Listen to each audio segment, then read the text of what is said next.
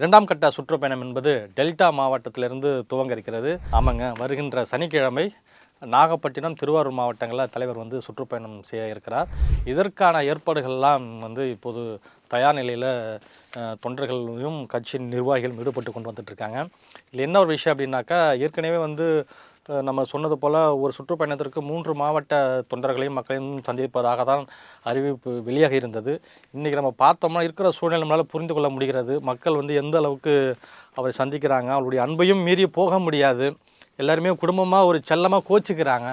So அதையெல்லாம் கருத்தில் கொண்டு சட்ட ஒழுங்கையெல்லாம் பாதுகாக்கணும், தொண்டர்களையும் நம்ம மதித்து நடக்க வேண்டும், அவருடைய எண்ணங்களை நிறைவேற்ற வேண்டும் என்பதற்காக இப்போ அந்த 3 மாவட்டங்களிலிருந்து 2 மாவட்டங்களாக குறைக்கப்பட்டிருப்பதாக தகவல் வந்திருக்கிறது. அதாவது ஏற்கனவே மயிலாடுதுறை, நாகப்பட்டினம், திருவாரூர் 3 மாவட்டத்தில் சுற்றுப்பயணம் செய்வதாக அறிவிப்பு வெளியாகி இருந்தது.